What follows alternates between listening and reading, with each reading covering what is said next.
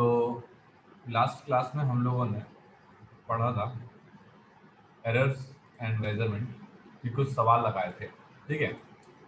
जैसे कि मैंने आपको बताया सर कि एक इन सर एक हाँ डाउट था। हाँ हाँ, बोलो बेटा बोलो। सर अगर वो क्वेश्चन दे दूं आपको व्हाट्सएप। हाँ बिल्कुल। तो हम लोगों ने लास्ट टाइम जो है क्वेश्चन देखे थे। क्वेश्चंस में हम लोगों ने क्या देखा था, इसमें हम लोगों ने देखा था कि कुछ मेथड्स थे ए प्लस बी, ए इंटू बी, ए अपॉन बी, ए माइनस बी के क्वेश्चंस थे, ठीक है। इनके जो आंसर होंगे ना, जैसा कि मैंने आपको बताया कि अलग अलग बुक्स में आपको अलग मिलेंगे। मतलब ऐसा नहीं होगा कि बहुत वेरिएशन होगा, 14 का 24 लिख देगा, ऐसा नहीं करेगा। 14.02 की जगह उसका 03 हो जाएगा, उसका 04 हो जाएगा, ठीक है। ऐसा कुछ डिफरेंस रहेगा। तो इसमें आपको वो मैंने जो तरीका बताया था परसेंटेज के लिए या और के लिए, आपको वही फॉलो करना है और उसी तरीके से आपको यहाँ पे आंसर सारे निकालना है, ठीक है। अब मैं आपको 3-4 क्वेश्चन और करवा रहा हूँ, ठीक है। ये 3-4 क्वेश्चन को आप और देखिए। हाँ, ये क्वेश्चन तो है, खुशबू रवि नेक्स्ट अपना यही सर वाला। हाँ बेटा बता, बोलो। सर जो फोकल लेंथ वाला क्वेश्चन था हाँ हाँ और रेजिस्टेंस का क्वेश्चन था सर, उस रेजिस्टेंस वाले क्वेश्चन में हम लोग फोकल लेंथ वाला फॉर्मूला जो यूज किया है हाँ हाँ। उसी तरह से नहीं कर सकते? देखो उसमें ऐसा है, कर सकते हैं, उसमें कोई दिक्कत नहीं है। लेकिन मैं तुम्हें एक चीज़ बताता हूँ। ये रहा अपना फोकल लेंथ वाला फॉर्मूला और ये रहा अपना रेजिस्टेंस वाला। ऐसा था कि जो रेजिस्टेंस वाला फॉर्मूला था, इसमें मैंने क्या किया था, 1/R equivalent to 1/R1 plus R2 एक एक्सप्रेशन उठाया था, ठीक है। और जो मैंने दूसरा एक्सप्रेशन उठाया था वो delta R equivalent upon R equivalent वाला ये फॉर्मूला उठाया था।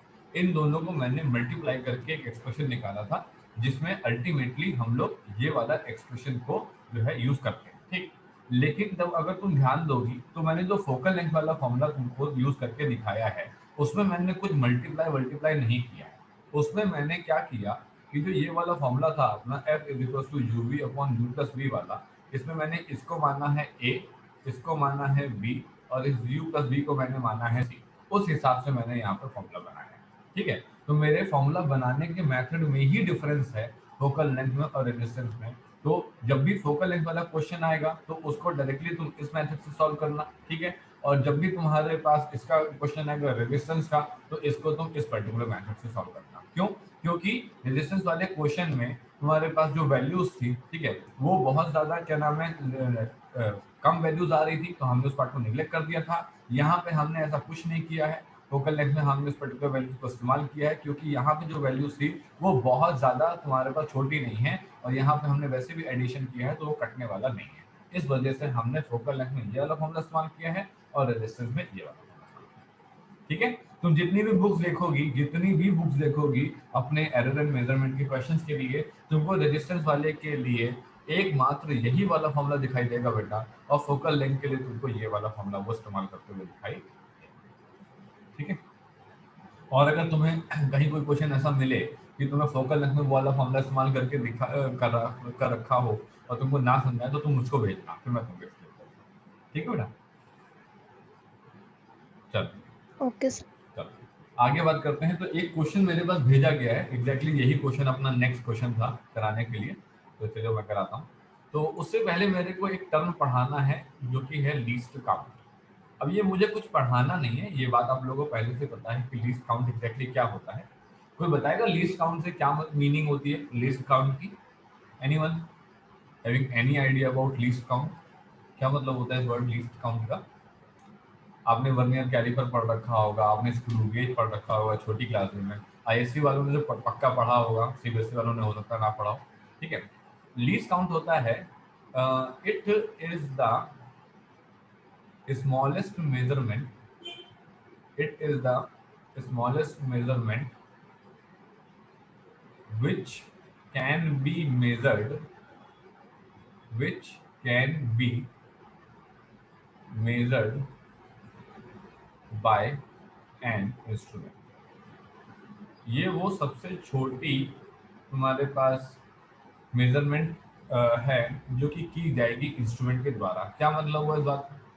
मैं मेरे 3 फ्रेंड थे, मैंने उनसे कहा जाओ भाई मार्केट जाओ, स्केल लेकर के आओ। मैंने बस उनको इतना बताया स्केल लेकर के आओ, मैंने उनको उसके आगे कुछ बताया ही नहीं, ठीक। चले गए वो दौड़े दौड़े स्केल लेने चले गए, ठीक। तो क्या हुआ, 3 नहीं 4 फ्रेंड्स को भेज दिया मैंने, ठीक है। जब मैंने 4 फ्रेंड्स को भेज दिया तो वो लौट करके आए, तो मैंने देखा कि कुछ गड़बड़ी हो गई। उन्होंने कहा क्या गड़बड़ी हो गई, इन्होंने कहा कि जरा ध्यान से सुनना, यहाँ पे मैं क्या बता रहा हूँ आपको। इन्होंने कहा कि ये तुम्हारे पास मार्क्ड है 1, ये मार्क्ड है 2, ये मार्क्ड है 3, ठीक है, और ये तुम्हारे पास 1 2 3 यहाँ पे मार्क है, ठीक है। इसने कहा कि एक मिनट इसको और छोटा ले आते हैं जरा, यहाँ पे, हाँ यहाँ पे ले आते हैं इसको, ये क्या नाम है 1, और ये तुम्हारे पास 2, ये 2, ये 3, ये 4, एंड देन ये 5, ये 6, ये 7, ये 8, ये 9 और ये तुम्हारे पास 10, ये 5 और ये 10, ठीक है। ऐसे करते करते आगे बढ़ाते गए।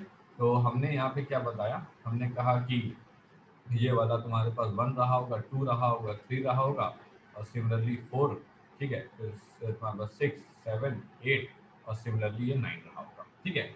अब अगर कोई भी बच्चा होगा तो वो ये कहेगा कि इसमें जो सबसे छोटी वैल्यू है, वो जो सबसे छोटी वैल्यू है, वो सबसे छोटी वैल्यू कितनी है, वो सबसे छोटी वैल्यू है तुम्हारे पास 1 mm की, है ना। इस पे 1 mm की है। कोई कहेगा ठीक है, कोई दिक्कत नहीं।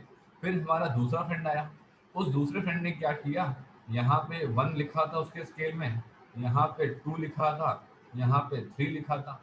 अंदर के जो ये डॉटेड डॉटेड डॉटेड पार्ट है, ये छपे ही नहीं हुए थे। तो ये उसकी गलती थोड़ी ना थी, वो तो स्केल लेकर के आया। उसने कहा मैं स्केल लेकर के आया हूँ। मैंने कहा कि यार तुम्हारा स्केल जो है वो तुम्हारे पास mm में मुझे दिखाई दे रहा है, ठीक है। तो इसने कहा कि मैं इस स्केल में 5 mm की रॉड को मेजर नहीं कर पाऊंगा। क्यों नहीं कर पाओगे आप? अरे छपा नहीं है ना, जब छपा नहीं है तो मैं देखूंगा कैसे, ठीक है। इसने कहा कि मैं इसमें 13 mm की रॉड को मेजर नहीं कर पाऊंगा। तो इसने कहा मैं कम से कम क्या मेजर कर सकता हूँ इसमें, इसने कहा आप कम से कम यहाँ पे 1 सेंटीमीटर मेजर कर सकते हैं। हमने कहा अच्छा ठीक है भाई चलो, और आगे गए। फिर मेरा एक और फ्रेंड था, वो जब स्केल लेकर के आया तो वो कुछ तुम्हारे पास ऐसे छपा था, यहाँ पे 1 छपा हुआ था, ठीक है, और यहाँ पे मैं इसको स्केल को जरा बड़ा कर देता हूँ थोड़ा सा, ऐसे, ठीक है। फिर यहाँ पे जो है 2 छपा हुआ था, और यहाँ पे जो है 3 छपा हुआ था, ठीक। अब हमने कहा ले यार ये क्या चक्कर है। तो इसने कहा यहाँ 1 छपा, यहाँ 2 छपा, यहाँ 3 छपा हुआ है। इन्होंने कहा कि ठीक है ये तुम्हारे पास किसमें, इंच में, मतलब मैं यहाँ पे mm में कुछ भी मेजर नहीं कर पाऊंगा, मैं यहाँ पे सेंटीमीटर में कुछ भी मेजर नहीं कर पाऊंगा। मैं जो सबसे छोटी जो तुम्हारे पास मेजरमेंट कर पाऊंगा वो होगी तुम्हारे पास 1 इंच की। इसने कहा ठीक है कोई बात नहीं। फिर मेरा चौथा फ्रेंड आया, वो भी आ गया। जब वो भी आ गया तो उसने कहा कि भाई ये यहाँ पे 1 छपा हुआ है, यहाँ पे 2 छपा हुआ है, ठीक, और 3 और 4 ऐसे आगे छपा हुआ था। तो इसने कहा यहाँ पे मैं mm में भी मेजर नहीं कर पाऊंगा, सेंटीमीटर में भी मेजर नहीं कर पाऊंगा, इंच में भी मेजर नहीं कर पाऊंगा, मैं सीधे मेजर कर पाऊंगा किसमें, मीटर पे मेजर कर पाऊंगा। इसने कहा क्या मतलब हुआ इस बात का। इसने कहा जो पहला स्केल था, इसने कहा जो पहला स्केल था उसमें उसमें जो स्मॉलेस्ट स्मॉलेस्ट मतलब ये सबसे छोटी तुम्हारे पास मेजरमेंट है, इसके नीचे नहीं जाया जा सकता। माइक्रोमीटर, नैनोमीटर, एंगस्ट्रॉम में नहीं जाया जा सकता किसी भी कीमत में। 1 mm सबसे छोटी यहाँ पे होगी। तो इस वाले जो स्केल है जो मेरे फ्रेंड नंबर 1 के द्वारा लेकर के आया गया था, वो हो गया तुम्हारे पास लीस्ट काउंट इस स्केल का। इसने कहा ओके। फिर जब ये स्केल नंबर 2 पे गया तो स्केल नंबर 2 में पता लगा कि mm तो छपे ही नहीं है, सेंटीमीटर छपे हुए। तो इन्होंने कहा कि 1 centimetre is the smallest measurement, ये हो गया तुम्हारे पास लीस्ट काउंट। स्केल नंबर 3 पे गए, इन्होंने कहा mm तो छपे ही नहीं है, सेंटीमीटर तो छपे ही नहीं है, छपा क्या है सेंटीमीटर। इन्होंने कहा ये हो गया तुम्हारे पास लीस्ट काउंट। इन्होंने कहा 4th स्केल में mm भी नहीं है, सेंटीमीटर भी नहीं है, इंच भी नहीं है, इसका मतलब इसका लीस्ट काउंट कितना हो गया, 1 मीटर हो गया। लीस्ट काउंट वो छोटी से छोटी मेजरमेंट है जो उस पर्टिकुलर इंस्ट्रूमेंट के द्वारा मेजर की जा सकती है। इसको बोलते हैं इंस्ट्रूमेंट की भाषा में, इंस्ट्रूमेंट की टर्मिनोलॉजी में इसको बोलते हैं लीस्ट काउंट, सबसे छोटा काउंट जो कि इस पर्टिकुलर इंस्ट्रूमेंट के द्वारा मुझे इफेक्टिवली, नॉलेजेबल, प्रिसीशन, एक्यूरेसी के साथ मुझको मिल सकता है, वो है तुम्हारे पास लीस्ट काउंट। बात क्लियर हुई क्या सभी लोगों को? इसमें कोई डाउट तो नहीं है ना, लीस्ट काउंट क्या चीज है। तो लीस्ट काउंट तुम्हारे पास ये रहा। अब जैसे मान लो कोई तुम्हारे पास वेइंग मशीन है ना, कोई वेइंग मशीन तुम्हारे पास है। अब कोई वेइंग मशीन तुम्हारे पास जो है मेजरमेंट कर रही थी, ठीक है, उस वेइंग मशीन ने कहा कि हम तो तुम्हारे पास ऐसे देते हैं, ये तुम्हारे पास स्केल में देते हैं, तुम्हारे पास 4.2 केजी देते हैं, ठीक है। तो 4.2 केजी का मतलब है 4 किलो तुम्हारे पास और 200 ग्राम, है ना। 4.2 का मतलब हो गया 4 किलो 200 ग्राम। इसने कहा ठीक है, हम किलो में मेजर कर सकते हैं। अब जो तुम्हारे पास क्या नाम है ट्रक जो जाते हैं, तुमने देखा होगा कभी कभार तुम ट्रक में जा रहे होते हो, सॉरी ट्रक में कह रहे हैं, तुम मेन हाईवे पे जा रहे होते हो तो ट्रक व्रक निकल रहे होते हैं। तुमने देखा होगा एक साइड में बना होता है जिसको बोलते हैं धर्म कांटा। ये धर्म कांटा क्या होता है? होता ये है कि जब तुम्हारे पास माल की सप्लाई होती है, एक फैक्ट्री से दूसरी फैक्ट्री में माल की सप्लाई होती है, तो सिंपल सी बात है, मैंने यहाँ से अपना लखनऊ से माल सप्लाई किया, दिल्ली पे सप्लाई किया। अब मैंने जो माल सप्लाई किया वो था कम से कम 250 किलो, ठीक है। अब 250 किलो का माल तुम्हारे पास बीच में चोरी हो जाए या बीच में लीकेज हो जाए, है ना, या कुछ भी हो सकता है, एक्सीडेंट हो जाए, कुछ भी हो सकता है, तो मैं एक काम करूंगा, जब ये बंदा मेरी फैक्ट्री से बाहर निकलेगा तो विद इन 2-3 किलोमीटर में उसे ये कह दूंगा कि धर्म कांटा चले जाना। धर्म कांटा वो जगह है जहाँ पे हैवी वेट्स को मेजर किया जाता है, बस समझिएगा। धर्म कांटा वो जगह होती है जहाँ पे हैवी वेट्स को मेजर किया जाता है। ये नहीं कि सर मेरा गेहूं है, मैं पिसाने जा रहा हूँ, मेरा मेजर कर दो। गेहूं नहीं मेजर कर देगा तुम्हारा वहां पे, ठीक है। वो ट्रक को वजन करता है। तो एक कुंटल एक कुंटल होता है तुम्हारे पास 100 केजी, ठीक है। और एक टन होता है तुम्हारे पास 1000 केजी, ठीक है। तो वो तुम्हारे पास टन या कुंटल में बताएगा कि भैया ऐसा है कि तुम्हारा एक कुंटल में 100 किलोग्राम है, 250 किलो का तुम वजन लेके जा रहे हो, तो तुम्हारे पास 2.5 कुंटल है, 5 कुंटल है, 6 कुंटल है, ठीक है। तो अब इसने कहा वो कुंटल में मेजर कर रहा है तो उसका लीस्ट काउंट कुंटल में रहेगा, ठीक है। वो टन में मेजर कर रहा है, उसका लीस्ट काउंट टन में रहेगा। ये जो हम लोग जहाँ गेहूं लेकर के जाते हैं आटा पिसवाने के लिए, है ना, गेहूं पिसवाने के लिए आटा बनता है, तो वहां पे वो क्या नाम है हमें वो केजीज में बताएगा, है ना। वो बता देगा इतना किलो इतना ग्राम, 1 किलोग्राम के भैया 18-19 रुपए हैं, तो आपके 18 × 4 72 रुपए आपको देने पड़ेंगे केवल। आई बात समझ में? लीस्ट काउंट तुम्हारे पास वो छोटा से छोटा काउंट है जो उस फलाने इंस्ट्रूमेंट के लिए फिक्स रहता है, ठीक है। अब ये जो पहली स्केल है, पहली स्केल ने कहा हमसे नैनोमीटर मत पूछ लेना, हमसे एंगस्ट्रॉम मत पूछ लेना, हमसे माइक्रोमीटर मत पूछ लेना, हमसे इतने छोटे मत पूछ लेना, हम नहीं मेजर कर पाएंगे, ठीक। क्योंकि हमारी जो सबसे छोटी लिमिट है वो एमएम की है, एमएम से नीचे हमसे उम्मीद मत करिएगा। बात क्लियर हो गई, ठीक है। चलो ये तो हमको बताना था लीस्ट काउंट के बारे में, ये हमने बता दिया। अब हम आगे बढ़ते हैं। अब हमको सवाल करवाने हैं, सवाल देखिए जरा।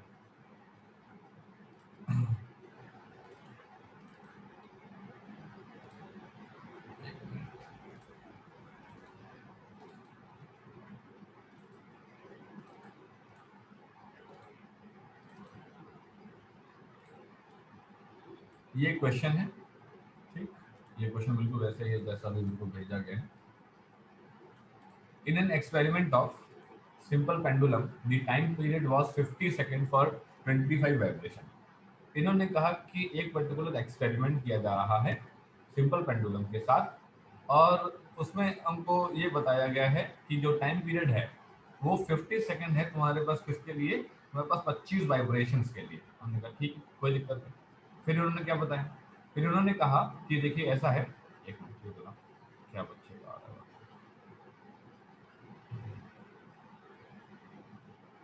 एक मिनट देखना, एक बच्चे का मैसेज आ रहा है।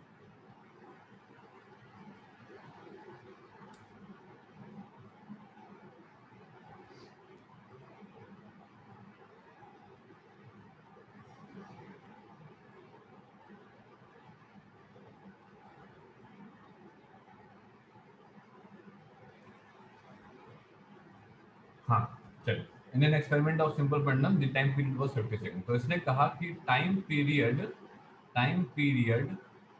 फॉर तुम्हारे पास 25 वाइब्रेशन, 25 वाइब्रेशन जो है वो दे रखा है तुम्हारे पास कितना? 50 सेकंड। जरा समझना, ये बात तो तुमको पता है, मैं कोई नई बात तुमको नहीं बताने वाला, ये बात तुमको पता है कि यार सिंपल पेंडुलम कैसे करता है, शायद उस दिन भी मैंने एक बताया था आपको, ठीक है। तो सिंपल पेंडुलम में मैंने आपको बताया था कि अगर ये बॉब यहाँ पे है, ये ओ पोजीशन है, पहले ये ऐसे जाएंगे भाई सब यहाँ तक ए तक, ठीक है। फिर ये लौट करके ऐसे तुम्हारे पास आ जाएंगे, फिर ये तुम्हारे पास इधर की तरफ आ जाएंगे बी पे, फिर ये तुम्हारे पास इधर की तरफ आ जाएंगे।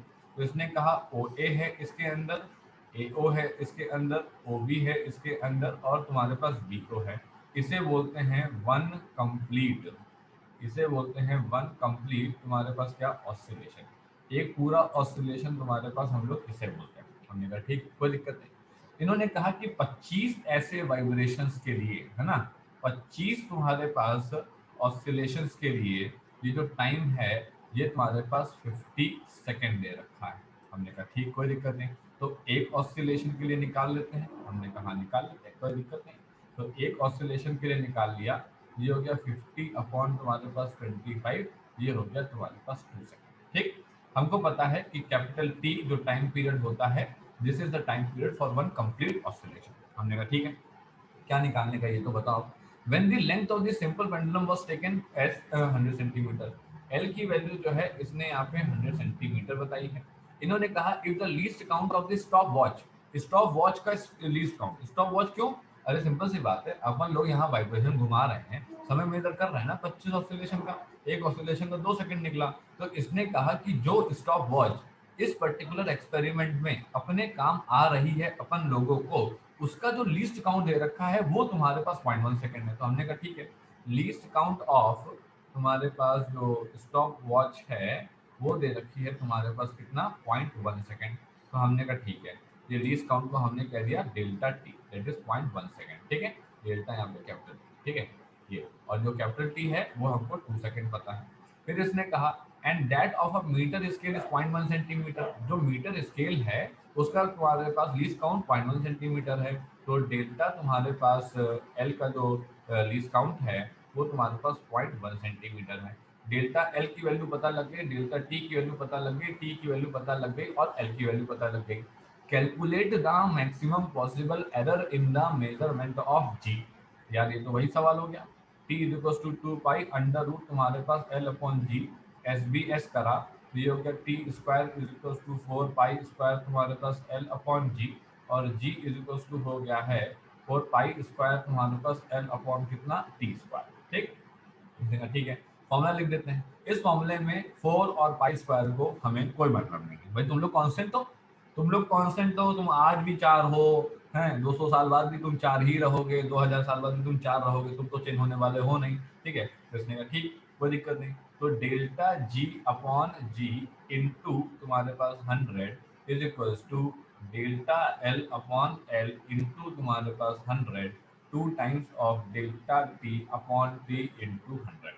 ठीक, इस क्वेश्चन में बस आप ये बात ध्यान रखिएगा, ठीक है, इसने कहा इस क्वेश्चन में बस आप ये बात ध्यान रखिएगा कि ये गलती हो जाती है, हम चाहते नहीं है गलती करना, ऐसा नहीं कि हम गलती करना चाहते हैं तो हो जाती नहीं।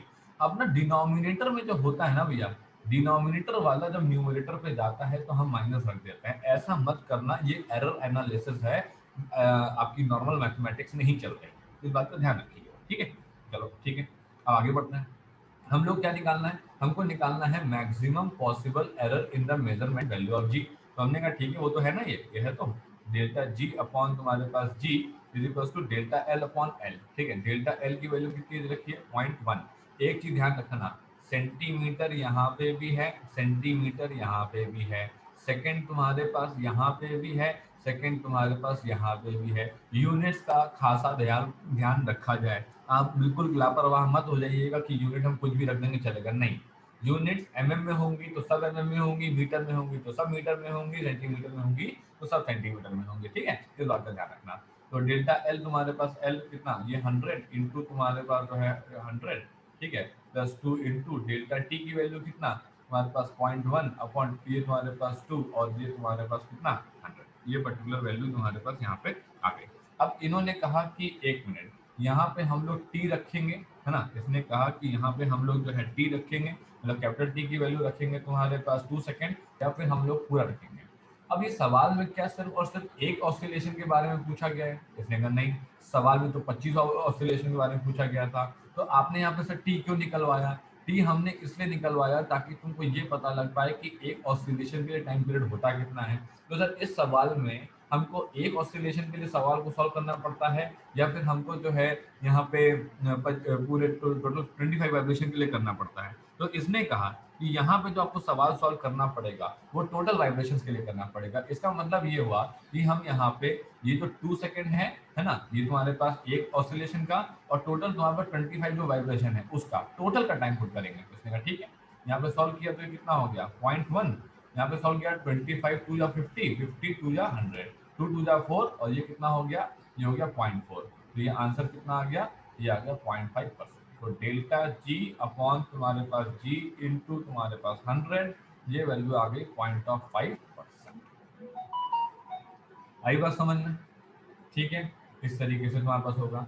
अब इसने पूछा कि अगर actual value of G at the place of experiment 9.772 metre पर सेकंड स्क्वायर है, ठीक है, तो भैया निकालो परसेंटेज एरर कितना होगा। अब समझना, इसने कहा कि जी की एक्चुअल वैल्यू दिए दे रहे हैं 9.7720 मीटर पर सेकंड स्क्वायर, ठीक है, और आपको क्या निकालना है, आपको परसेंटेज एरर निकालना है। तो हमने कहा लाओ हमको दिखाओ कि हम जी निकाल लेते हैं। तो जी का फॉर्मूला तो हम लोग को पता है कि ये 4 पाई स्क्वायर इंटू तुम्हारे पास एल अपॉन टी स्क्वायर होता है, ठीक।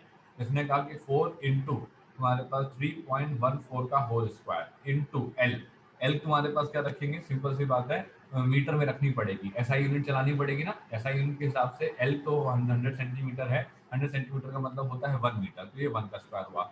यहाँ पे टी क्या रखना पड़ेगा, ये ध्यान रखना, चाहे कैसा भी सवाल हो जाए पूरी फिजिक्स में, कहीं पे भी सवाल क्यों ना हो जाए, यदि ये फॉर्मूला इस्तेमाल कर रहे हैं आप कहीं पे भी, तो आप जो कैपिटल टी की जो वैल्यू रखेंगे ना, वो हमेशा वन ऑसिलेशन के लिए होगी, चाहे सवाल आपसे कुछ भी क्यों ना कह दे। ऐसा क्यों? क्योंकि देखो, ये जो कैपिटल टी है, ये कैपिटल टी डिफाइन होता है time period for one single oscillation. ये फॉर्मूला है ही उसका। आपको 25 वाइब्रेशन, 100 वाइब्रेशन, 2000 वाइब्रेशन से कोई लेना देना यहाँ पे नहीं होगा, ठीक। तो यहाँ पे जो कैपिटल टी की वैल्यू रखेंगे वो हमने रखी 2 स्क्वायर।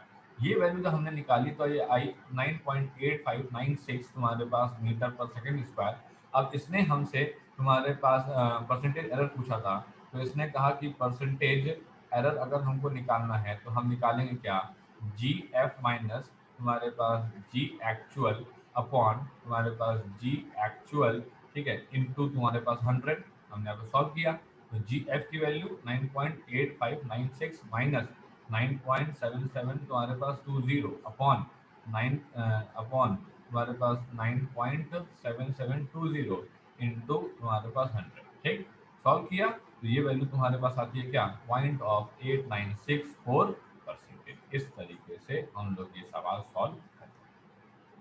आई बात सवाल समझने, ठीक। ये सवाल जो है आपके मान के चलिए नीट में, मेंस में, एडवांस में, है ना, यहाँ पे ऐसे सवाल आते हैं। और जो बहुत कन्वेंशनल सवाल है जो कि लास्ट टाइम हमने करवाए थे, वो आपके स्कूल लेवल पे आते हैं, ठीक है, स्कूल में जो आपके एग्जाम होते हैं उसमें आते हैं। किसी को इस सवाल में कोई डाउट है किसी तरीके का, किसी को इस सवाल में कोई दुविधा हो, नहीं समझ आया हमको ये बात, ये नहीं मत, ये नहीं आया, वो नहीं आया, किसी को भी कुछ लगे हल्का फुल्का तो बताइए, ठीक है। ये क्वेश्चन ऐसे होगा, इस तरीके से हम लोग ये पर्टिकुलर क्वेश्चन यहाँ पर सॉल्व करेंगे, ठीक है। चलिए एक और सवाल करवाता हूँ मैं आपको, कुछ ऐसे ही हल्का फुल्का। देखिए ये सवाल यहाँ पे दे रखा है हमको, और ये हमको बताया गया है कि in an experiment on the determination of the Young's modulus of a wire by Searle's method. तो मुद्दा ये है कि आपको तो ये टॉपिक पता ही नहीं है, ठीक है, सीयरलेस मेथड, यंग्स मॉड्यूलस। पहले मैं आपको ये टॉपिक समझाऊं पहले थोड़ा सा। देखिए होता क्या है कि आने वाले समय में हम लोग पढ़ने वाले हैं properties of mechanics of solids, ठीक है, प्रॉपर्टीज ऑफ सॉलिड्स पढ़ने वाले हैं, ठीक। उसमें क्या होगा, हम लोग एक ऑब्जेक्ट को लेंगे, ठीक है, इस ऑब्जेक्ट को रस्सी से लटका देंगे। अब ये तो हम लोगों ने पढ़ाई है छोटी क्लासेस में कि जो हमारा तार होता है, तार जो हाई एक्सटेंशन वायर होते हैं, है ना, तो उन वायर को अगर आप देखोगे तो हमको पता है कि जो है, अगर हम थर्मल एक्सपेंशन की बात करें तो जब हम हीट सप्लाई करते हैं तो कोई भी चीज़ एक्सपैंड करती है ना, और जब वो कूल हो जाती है तो वो कंट्रैक्ट हो जाती है, ये बात हमको पता है, ठीक है। हम यहाँ पे थर्मल एक्सपेंशन नहीं पढ़ा रहे हैं, लेकिन हम पढ़ा कुछ ऐसे ही रहे हैं कि अगर मैं इस पर्टिकुलर रस्सी पे कोई पर्टिकुलर लोड टांग दूं, ठीक है, तो ये थोड़ा सा खिंचाव हो जाएगा, इस रस्सी में थोड़ा खिंचाव हो जाएगा, मतलब कि ये रस्सी तुम्हारे पास जो है एक्सटेंसिबल स्ट्रिंग मान लेंगे थोड़ी देर के लिए, ये रस्सी में थोड़ा खिंचाव हो जाएगा, फिर इससे खिंच जाएगी, तो होगा क्या कि थोड़े समय बाद कुछ ये वेट तुम्हारे पास यहाँ नजर आएगा। इसने कहा अच्छा ठीक है कोई बात नहीं। इसने का मतलब क्या हुआ इस बात का, इसने का इस बात का यह मतलब हुआ, अगर मैं आपसे कहूँ तो आप ऐसे समझिए कि ये तुम्हारे पास इसकी लंबाई जो थी यहाँ से लेकर यहाँ तक, ये तुम्हारे पास L थी, ठीक है। और जब ये खिंच गया थोड़ा सा आगे, जब ये खिंच गया थोड़ा सा आगे, तो ये हो गई तुम्हारे पास डेल्टा एल, डेल्टा एल बढ़ गई, ठीक है। तो इसने कहा कि एल डैश इक्वल्स टू हो गया है डेल्टा एल प्लस तुम्हारे पास एल। तो इसने कहा L dash minus L equals to हो गया डेल्टा एल, और इसी को मैं बोल रहा हूँ तुम्हारे पास क्या, एक्सटेंशन। क्या बोल रहा हूँ मैं इसको, एक्सटेंशन। अब ये सब क्यों करना है, क्या मतलब है इस बात का, क्यों एक्सटेंशन एक्सटेंशन देखना है, देखना है भाई, इतने बड़े बड़े हम लोग मशीन लगाते हैं, तो क्या हम लोग ये भी नहीं जानेंगे कि 2 साल बाद 3 साल बाद क्या होगा, एक्सटेंशन हो जाएगा कि नहीं हो जाएगा। मेरे ख्याल से तुमने शायद पढ़ा हो या देखा हो, पढ़ा तो शायद नहीं होगा या देखा होगा, कि जब अपन लोग ट्रेन से जा रहे होते हैं, अगर तुम उसकी क्या नाम है वो उसको देखो, ट्रैक को देखो, तो ट्रैक में कुछ तुम्हारे पास ऐसे यहाँ पे इस तरीके से एक थोड़ा सा स्पेस होता है, ठीक है, एकदम जुड़ी जुड़ी नहीं होती है, और जो ट्रेन होती है वो पूरी इसके ऊपर से निकल जाती है। अब मुद्दा ये है यहाँ पे कि ये स्पेस क्यों होता है, क्या चाहते हैं वो गिराना चाहते हैं, नहीं नहीं, होता क्या है कि ये तुम्हारे पास पर्टिकुलर स्पेस, ऐसे मान लो कि ये पर्टिकुलर स्पेस जो है तुम्हारी 4 mm की हमने रखी हुई है, ठीक है। अब जैसा कि मैंने अभी बताया कि जब गर्मी पड़ेगी, जब एकदम गर्मी पड़ेगी, एकदम मई जून की एकदम जबरदस्त गर्मी पड़ेगी, जब तापमान 45 46 47 डिग्री चला जाएगा, है ना, राजस्थान में बहुत ज्यादा चला जाता है, तो क्या होगा, ये जो तुम्हारे पास देख रहे हो ना, ये जो तुम्हारे पास लेफ्ट वाला पार्ट, ये जो राइट वाला पार्ट देख रहे हो ना, ये लोग एक्सपैंड करेंगे, ये लोग एक्सपैंड करेंगे और अपनी लिमिट से थोड़ा सा और आगे चले जाएंगे, ठीक है। और ये लोग भी तुम्हारे पास एक्सपैंड करेंगे और अपनी लिमिट से थोड़ा सा ये लोग आगे चले जाएंगे। तो हमने इसीलिए छोड़ा था कि ये वाला 2 mm खिसकने वाला है आगे गर्मी में, और ये वाला 2 mm खिसकने वाला है आगे गर्मी में। तो ऐसा ना हो कि हम जगह ही ना छोड़ें और ये तुम्हारे पास ऐसे ऊपर की तरफ उठ जाए, ठीक है, और ये तुम्हारे पास ऐसे ऊपर की तरफ उठ जाए, तो इसका मतलब है पूरे इंडिया में ट्रैक तो फिर ऐसे ही हो जाएंगी हर जगह, इसका मतलब ट्रेन चल ही नहीं पाएगी, है ना। इसीलिए जब आप ट्रेन में जाएं, अगली बार जब आप जाना ना, तो देखना जो ट्रैक्स होती है ना, ऐसा नहीं कि हर जगह टुकड़े टुकड़े होते हैं, जहाँ ज्वाइंट्स होते हैं मेनली वहां की बात हो रही है, ठीक है। वहां पे छोटा सा स्पेस गिवन होता है, वो स्पेस इसलिए गिवन होता है कि जब इनको हीट पड़ेगी तो ये एक्सपैंड करेंगे तो बाएं वाला भी आगे आएगा, दाएं वाला भी आगे आएगा, मतलब लेफ्ट वाला भी आगे आएगा, राइट वाला भी आगे आएगा, और ये लोग इस तरीके से आकर के जुड़ जाएंगे, ठीक। और जब तुम्हारे पास ठंडी पड़ेगी तो ये वापस हो जाएंगे, तो इनका आगे पीछे होना चलता रहेगा। अब इसके लिए मैं कोई लाइनमैन और फोरमैन को नहीं कहूंगा जाओ जाओ उसको क्या नाम है जाके उसको पीछे करो आगे करो, ऐसे तो मैं इंडिया में हजारों लोगों को फिर आगे पीछे करने में लगा दूंगा, है ना। तो ये चीज साइंस कहती है कि स्पेस छोड़ना है, स्पेस इसलिए छोड़ना है क्योंकि एक्सपेंशन होता है। उसी तरीके से जैसे बड़ी बड़ी मशीन्स बनती हैं, ब्रिजेस बनते हैं, इन सब में भी हल्का फुल्का एक्सपेंशन होता है, उसकी स्टडी करी जाती है तुम्हारे पास स्ट्रेस एनालिसिस में। आई बात समझ में, उसकी स्टडी की जाती है स्ट्रेस एनालिसिस में, यही सारा तुम्हारे पास मेथड आता है सीयरलेस मेथड में, यंग्स मॉडल्स में इसी की पढ़ाई होती है, जो कि क्लास 11th में जब हम लोग ग्रेविटेशन पढ़ लेंगे तब हम इस पर्टिकुलर चैप्टर में आएंगे। आई बात समझ में सभी लोग, ठीक है। चलो अब मुझे क्या कहानी समझानी है आपको। यंग्स मॉडल्स का जो फॉर्मूला होता है वो होता है तुम्हारे पास स्ट्रेस अपॉन स्ट्रेन, ठीक है। ऊपर होता है तुम्हारे पास स्ट्रेस और नीचे होता है तुम्हारे पास स्ट्रेन, ठीक है। अब जो ये स्ट्रेस होता है, ये स्ट्रेस क्या होता है, ठीक है। अब सिंपल सी बात है यार, ये तो तुम कह ही सकते हो कि यार ये लोड है, तुम कहोगे हाँ ये लोड है और क्या लटक रहा है यहाँ पे 25-30 न्यूटन का लोड, ठीक है। अब ये लोड जो है ये खिसक के तुम्हारे पास यहाँ पे आ गया, लोड तो कुछ कम हो नहीं जाएगा। ऐसा तो है नहीं कि मैंने कोई ऐसी चीज लगाई है जो कि लीक हो रही है, मैंने एक भारी चीज लगाई थी वो लटकी हुई है, ठीक है। इन्होंने कहा जो स्ट्रेस का फॉर्मूला होता है वो होता है फोर्स अपॉन तुम्हारे पास एरिया। एरिया एरिया किस बात का, ये सिंपल सी बात है, ये वायर है। अब ये वायर है तो इस वायर का तो क्रॉस सेक्शन भी होगा ना, सिंपल सी बात है, वायर का क्रॉस सेक्शन होगा। इसने कहा कैसे होगा, इसने कहा ऐसे होगा कि ये समझ लो कि ये तुम्हारे पास ये एक वायर है, ठीक है। इस वायर को मैंने इतना पतला दिखाया है, लेकिन वायर तुम्हारे पास इस तरीके से रहता है, ठीक है। और अगर वायर रहेगा तो ये तुम्हारे पास वायर का एरिया है, ठीक है, इसे वायर का एरिया बोलते हैं। तो ये जो फोर्स है यही तुम्हारे पास लोड है, और ये तुम्हारे पास नीचे क्या है, ये एरिया है। इसको अपन लोग फिजिक्स की भाषा में स्ट्रेस बोलते हैं, ठीक है। वैसे तो जब मैं स्ट्रेस पढ़ाऊंगा तो मैं आपको बहुत डिटेल में पढ़ाऊंगा स्ट्रेस के बारे में, लेकिन अभी सवाल करने के लिए मैं आपको इतना बता दे रहा हूँ ताकि आपको सवाल समझ में आ जाए, ठीक है। अब स्ट्रेस इक्वल्स टू हो गया लोड अपॉन एरिया, तो लोड अपॉन एरिया के हिसाब से mg अपॉन तुम्हारे पास पाई आर स्क्वायर, आर मतलब कि तुम्हारे पास क्या, आर मतलब कि तुम्हारे पास रेडियस, ठीक है। इन्होंने कहा ऐसे भी तो लिख सकते थे कि mg अपॉन तुम्हारे पास पाई इंटू तुम्हारे पास d/2 का होल स्क्वायर, मतलब रेडियस तो d/2 होता है। इसने कहा हाँ, तो इसने कहा ऐसा भी लिख सकते थे कि 4 तुम्हारे पास mg अपॉन तुम्हारे पास पाई d स्क्वायर, हाँ ये भी लिख सकते थे। तो ध्यान रखना सिग्मा का ये पर्टिकुलर फॉर्मूला होता है, ठीक। इन्होंने कहा ठीक है। अब नेक्स्ट आता है तुम्हारे पास एक और टर्म जिसका नाम होता है स्ट्रेन। स्ट्रेन क्या होता है? स्ट्रेन फिजिक्स में कहलाता है change in length upon original length. मतलब लेंथ ओरिजिनल थी तुम्हारे पास 100 mm, ठीक है, मान लो ओरिजिनल तुम्हारे पास 100 mm थी, और जो तुम्हारे पास डेल्टा एल हुआ है वो तो हुआ है तुम्हारे पास 0.2 mm का। तो जो नई लेंथ हो गई है वो तुम्हारे पास 100.02 mm की हो गई है। आई बात समझ में? ठीक है, इस 100 पॉइंट तुम्हारे पास 2 mm की हो गई है, ठीक है। इतना ही बढ़ता है, ये नहीं कि क्या नाम है 5 मीटर का रस्सी बांध देते और वो 500 मीटर की हो गई, तो जादू हो जाएगा।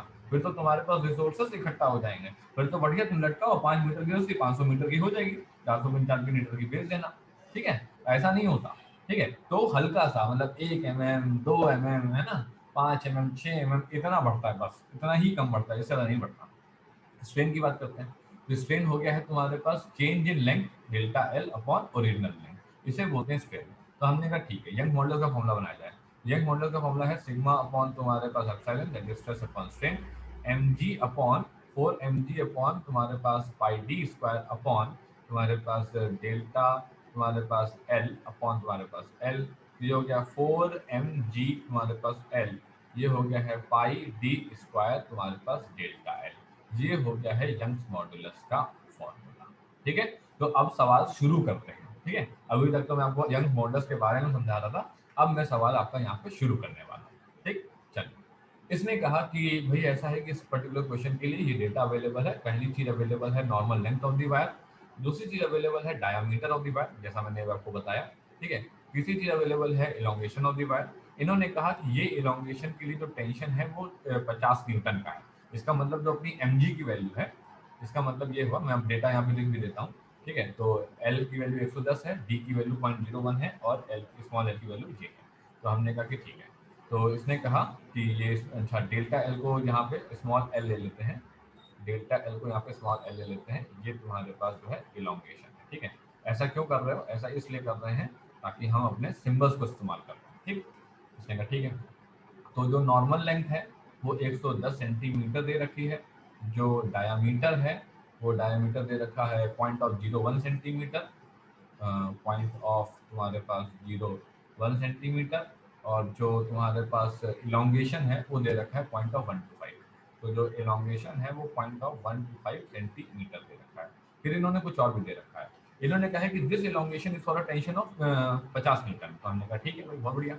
तो हमने कहा कि जो mg की वैल्यू है वो दे रखी है अपने को 50 न्यूटन, ठीक। फिर इन्होंने कुछ और दे रखा है कि the least counts for the corresponding quantities are, least counts दे रखे हैं, नॉर्मल लेंथ के लिए भी दे रखे हैं, डायमीटर के लिए दे रखे हैं और इलोंगेशन ऑफ द वायर के लिए दे रखे हैं, ठीक है। अब लीस्ट काउंट्स अगर दे रखे हैं तो पहला वाला किसका होगा? पहला वाला होगा नॉर्मल लेंथ का, दूसरा वाला होगा, दूसरे वाले में देखो 0.0005, 4 बार 0 उसके बाद 5, ठीक है, और फिर 0.001 ये वैल्यू है, ठीक है। हम पुट कर लेते हैं जरा लीस्ट काउंट्स इनके, इनके जो लीस्ट काउंट होते हैं वो ये वैल्यूज होती है, ठीक है। इनके जो लीस्ट काउंट्स होते हैं वो ये वैल्यूज होती है। ये तुम्हारे पास डेल्टा डी पॉइंट ऑफ 1 2 3 4 5 तुम्हारे पास सेंटीमीटर, और ये हो गया इनका इलोंगेशन। तो इलोंगेशन में हमने यहाँ पे रखा 0.001, तो ये हो गया तुम्हारे पास 0.001 सेंटीमीटर, ठीक है। अच्छा, इनका इनका कुछ नहीं, इनका कुछ नहीं, क्यों इनका कुछ नहीं? इन्होंने कहा कि इनका इसलिए कुछ नहीं क्योंकि हमको इसके लीस्ट काउंट वगैरह कुछ नहीं दे रखी है। इसका मतलब है कि we are not going to consider this particular tension for our calculation, हम टेंशन को कैलकुलेशन के लिए कंसीडर नहीं करने वाले हैं। उसने कहा अच्छा ठीक है भाई, कोई बात नहीं, चलो लिखो फॉर्मूला लिखो। अब फॉर्मूला लिखें। वैसे हम लोग को निकालना क्या था? हम लोग को निकालना है maximum error in the calculating the values of Young's modulus. तो बस सिंपल से y का जो फॉर्मूला है खोल डालेंगे, ठीक है। चलो खोल डालते हैं फॉर्मूला। अब y का फॉर्मूला खोलने गए हम लोग, ठीक है। तो उसने कहा कि डेल्टा y अपॉन तुम्हारे पास y into 100 is equals to 4 से तो कोई मतलब नहीं है, 4 से तो कोई मतलब नहीं है, mg से तो कोई मतलब नहीं है, l से मतलब है। तो डेल्टा l अपॉन तुम्हारे पास l इंटू तुम्हारे पास 100, ठीक, प्लस पाई से तो कोई मतलब नहीं है, तो 2 तुम्हारे पास delta d upon d into तुम्हारे पास 100, ठीक है। तो इसको हम लोग यहाँ पे जो है एल लिख लेते हैं, ठीक है, हमने आपको जैसा बताया यहाँ पे, ठीक। यहाँ पे भी इसको हम ये जो है एल लिख लेते हैं, ठीक। तो ये हो गया है तुम्हारे पास delta of the L upon L into तुम्हारे पास 100। आई बात समझ में, ठीक है। मैं ये चीज़ यहाँ पे चेंज कर दे रहा हूँ वरना फिर आपको कंफ्यूजन होगा। ये इसको यहाँ पे जो है एल लिख दिया है, इसको यहाँ पे मैंने एल लिख दिया है, और फिर और कहाँ, यहाँ पे, हाँ यहाँ पे मैंने एल लिख दिया है, और बस अब इसकी जरूरत ही नहीं है, ठीक है। या तो ये हो गया है आपके पास फॉर्मूला। अब मेरे को delta Y upon Y into 100 की वैल्यू निकालनी है। मेरे पास सारी वैल्यू है, मेरे पास इस वक्त जितनी वैल्यूज आपको चाहिए थी वो सारी की सारी वैल्यूज मौजूद हैं, और मैं इनको रख करके अपना आंसर निकाल सकता हूँ। ठीक है भाई, निकाल। तो पॉइंट ऑफ 01 कौन सा, ये वाला, अपॉन 110 कौन सा, ये वाला, इंटू 100, ठीक। प्लस 2 इंटू डेल्टा डी की वैल्यू कितनी है, पॉइंट ऑफ 00005, अपॉन डी की वैल्यू कितनी है, point of 01 into 100, plus delta L की वैल्यू कितनी, point of 001 upon point of 125 into तुम्हारे पास 100, ठीक। सारी की सारी वैल्यू जितनी रख सकते थे हमने सारी की सारी वैल्यू यहाँ पे रखी है। ये वैल्यू आई है तुम्हारे पास पॉइंट ऑफ 009, ये वैल्यू आई है तुम्हारे पास 1, और ये वैल्यू आई है तुम्हारे पॉइंट ऑफ 8, तो आई है पॉइंट ऑफ 1.809%, ठीक। तो 1.809% को आप 1.8% भी लिख सकते हैं, या आप इसी पर्टिकुलर वैल्यू का अगर छोड़ भी देते हैं तो भी कोई बहुत बड़ी बात नहीं, आपको आराम से मार्क्स मिलेगी। तो delta Y upon Y into 100 जो परसेंटेज पे वैल्यू आएगी, आप इसे 1.8% आंसर, इस तरीके से क्वेश्चन। अब देखा जाए तो इस क्वेश्चन में कुछ अलग नहीं था, है ना भाई, वो फॉर्मूला था, फॉर्मूला हमने आपको बताया कि कहाँ से आया, है ना। फॉर्मूले को आप रखोगे, ओपन करोगे, ये देखोगे कि कौन सा तुम्हारे पास यहाँ पे वैल्यू यहाँ पे यूज करनी थी, कौन सा वैल्यू यहाँ पे नहीं यूज करनी थी, उस हिसाब से आप निकालोगे। अब आपको टेंशन का क्या मतलब हुआ, टेंशन कोई मतलब नहीं हुआ। टेंशन क्या कर रहे हैं, उसने वैल्यू दे तो दी थी पर उसका कोई दिक्कत, कोई वैल्यू, कोई फायदा नहीं हुआ। तो अगर टेंशन देता तो भी ठीक था, नहीं देता तो भी ठीक था, हमसे कह देता कि कोई कैपिटल टेंशन टी है, ठीक है, या कोई एफ फोर्स लगा हुआ है, तो हम उठा के एफ फोर्स लिखते और एफ फोर्स को ऐसे छोड़ देते, क्योंकि हम उसका फॉर्मूले में इस्तेमाल करने वाले हैं। बात क्लियर हुई क्या सभी लोगों को, यहाँ पे किसी कोई डाउट तो नहीं है। अब ऐसे सवाल आपके स्कूल लेवल पे देखिए नहीं आते हैं, मैं आपको पहले बता रहा हूँ, ऐसे सवाल आपके कंपटीशन लेवल पे आते हैं, जिसमें आपको दुनिया भर का 3 हम देंगे। अब मुद्दा ये है कि आप कहोगे इतना कौन सॉल्व करेगा, इतना कौन सॉल्व करेगा कंपटीशन में, इतना समय नहीं होगा हमारे पास। बात तो सही है, वो तुमको जो पॉइंट ऑफ 005 करके वैल्यू दे रखी है ना, ये तुमको इतनी हेक्टिक वैल्यूज नहीं देंगे, सिंपल सी वैल्यूज देंगे, और बड़े आराम से तुम अप्रोक्सीमेट आंसर निकाले जाओगे। वो 1.8 ऑप्शन देंगे, 1.7 देंगे, 1.6 देंगे, 1.5 देंगे, 1.809 या समथिंग ऐसा कुछ निकाल लोगे, 1.8 में मार्क कर देना, काम खत्म, आ जाएगा आपका। ठीक है, चलो आगे बढ़ते हैं। अगला सवाल क्या कह रहा है, अगला सवाल हमसे कह रहा है कि the length of cylinder is measured with a metre rod having a least count. ठीक है भैया, लीस्ट काउंट दे रखा है, तो लीस्ट काउंट दे रखा है तुम्हारे पास 0.1 कितना सेंटीमीटर, किसका, ये दे रखा है तुम्हारे पास मीटर रॉड का, ठीक। It's diameter is measured with the help of vernier calliper. Vernier calliper तो आपको पता ही होगा, है ना। वर्नियर कैलिपर के बारे में अगर आप नहीं भी पढ़े हैं तो मैं अभी आपके आगे पढ़ाऊंगा, तो आप देख लीजिएगा, ठीक है। वर्नियर कैलिपर का क्या है, आपके सिलेबस में नहीं है वर्नियर कैलिपर, डायरेक्टली नहीं है। क्वेश्चन अगर आ जाए तो आ जाए, वो अलग चीज़ है, वैसे डायरेक्टली नहीं है, ठीक। देखिएगा, ये तुम्हारे पास हमने यहाँ पे लिया, ठीक, ऐसे, और ये कुछ इस तरीके से होता है, ठीक है, ऐसे, और ये, ठीक है, इस तरीके से यहाँ पे होता है। एक वर्नियर स्केल होती है और एक, ठीक है। और ये वैसे मेजर क्या करता है, ये मेजर करता है इंटरनल एंड एक्सटर्नल डायमीटर्स, ठीक है। इंटरनल एंड एक्सटर्नल डायमीटर्स को मेजर करने काम आता है अपना वर्नियर कैलिपर, ठीक। अच्छा, सभी लोग रीजन कर लीजिए, टाइम कंप्लीट होता है जरा, रीजन कर लीजिए फटाक से।